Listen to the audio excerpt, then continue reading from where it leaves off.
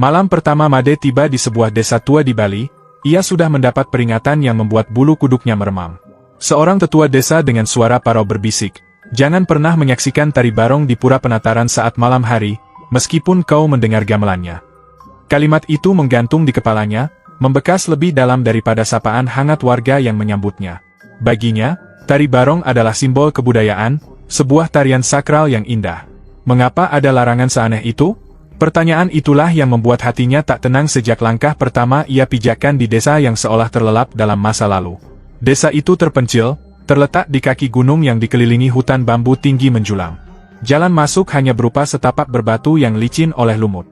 Begitu senja tiba, kabut turun lebih cepat dari biasanya, seakan-akan matahari enggan bersinar lebih lama di tempat itu. Rumah-rumah batu hitam berlumut berdiri berjejer, dipenuhi ukiran khas Bali yang mulai pudar. Udara membawa aroma dupa bercampur tanah basah, dan di antara suara jangkrik yang mendominasi, terkadang terdengar sayup-sayup gamelan. Namun, anehnya, tak ada seorang pun terlihat memainkannya. Di balai desa, patung barong dari kayu berdiri tegak. Matanya melotot lebar, mulutnya terbuka dengan gigi tajam menyerimai. Made menatapnya lama, merasakan seolah patung itu bukan benda mati. Pandangan itu mengingatkan sesuatu dari masa lalunya, ayahnya. 20 tahun lalu, ayahnya yang juga seorang peneliti budaya hilang di desa ini. Tak pernah ditemukan jasad, tak ada kabar, hanya desas-desus samar bahwa ia sempat menyaksikan sebuah pementasan terlarang. Itulah sebabnya Made datang. Bukan hanya untuk meneliti, tetapi untuk mencari jejak terakhir ayahnya yang lenyap tanpa kabar. Namun, warga desa tampak enggan berbicara. Setiap kali Made menyebut tari barong, wajah mereka berubah dingin, dan percakapan segera berakhir. Hanya seorang gadis desa bernama Niluh yang tampak berani mendekat.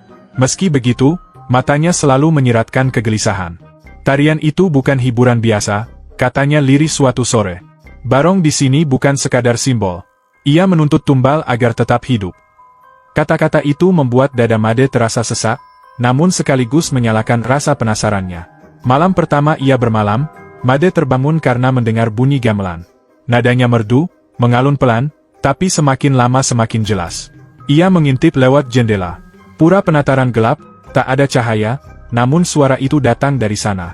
Siangnya, ia sempat melihat sesajen di pelataran pura, namun kini sesajen itu lenyap.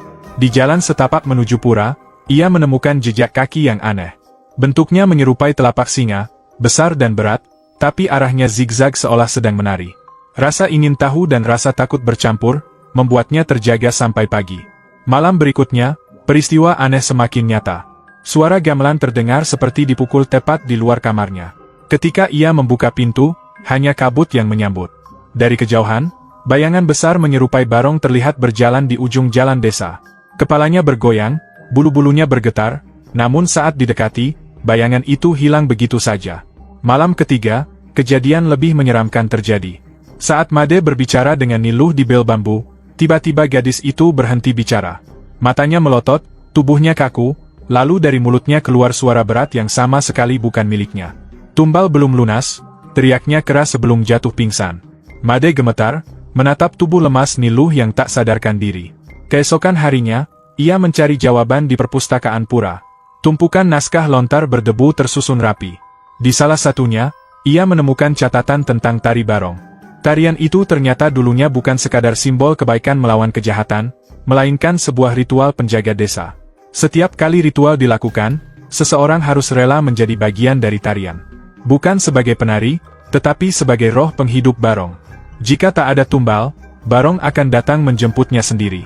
Jantung Made berdetak kencang membaca kalimat itu. Namun yang membuatnya semakin goyah adalah penemuan sebuah buku catatan lama, dengan tulisan tangan yang sangat dikenalnya. Itu milik ayahnya.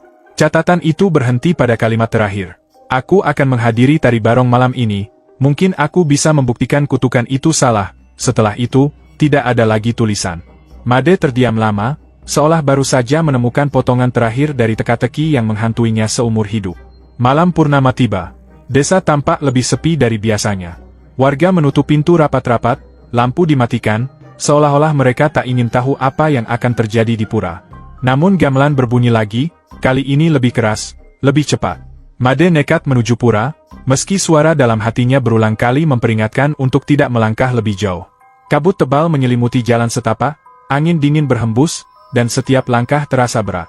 Saat ia tiba di pelataran pura, napasnya tercekat. Sebuah pementasan sedang berlangsung. Penari-penari barong bergerak luas, namun wajah mereka kosong, mata mereka tak berkedip. Gerakan mereka seperti dikendalikan, bukan digerakkan oleh kehendak sendiri. Di tengah panggung, barong raksasa menari gagah. Matanya menyala merah, bulu-bulunya berkilau, dan setiap hentakan kakinya membuat tanah bergetar. Nafasnya terasa panas, meski Made berdiri cukup jauh. Ia ingin percaya itu hanya tarian. Namun pandangan matanya segera menghancurkan keyakinan itu. Di balik bulu dan topeng barong, ia melihat sesuatu, sebuah wajah. Wajah itu kaku, pucat, dan sangat dikenalnya. Wajah ayahnya. Mata kosong itu menatap langsung ke arahnya, seolah ingin mengatakan sesuatu. Made terhuyung, tubuhnya lemas. Gamelan semakin cepat, dentingannya menusuk telinga, dan tiba-tiba tubuhnya sendiri bergerak. Kakinya melangkah, tangannya bergetar, seolah-olah ia dipaksa ikut menari mengikuti irama. Semakin ia melawan, semakin kuat dorongan itu menariknya ke tengah lingkaran. Malam itu, suara gamelan menggelegar, lalu tiba-tiba berhenti. Kabut menutup seluruh pelataran, dan semua kembali sunyi. Pagi harinya, warga desa mendapati pura sepi. Tak ada gamelan, tak ada penari, hanya sisa sesajen yang berserakan di tanah basah. Nilu berdiri di pelataran dengan mata sembab. Di tangannya, ia memegang sebuah buku catatan dengan sampul coklat yang baru saja ia temukan di tanah. Sampul itu bertuliskan nama Made Arya. Ia membuka perlahan. Halaman terakhir berisi tulisan dengan tinta masih basah. Tangannya gemetar membaca kalimat itu, "Aku akhirnya mengerti. Barong butuh penari baru. Dan kali ini, aku adalah bagian dari tariannya." Dari kejauhan, suara gamelan terdengar lagi, samar namun jelas. Desa itu kembali membeku, seolah menunggu siapa yang akan menjadi saksi berikutnya.